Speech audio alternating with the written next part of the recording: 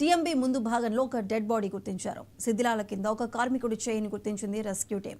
Drilling చేసి dead బాడీని బయటకు తీసేందుకు తవ్వకాలు జరుపుతున్నారు. దీనికి సంబంధించి మరింత సమాచారం మా ఇన్పుట్ ఎడిటర్ నవీన్ అందిస్తారు. నవీన్, చెప్పండి.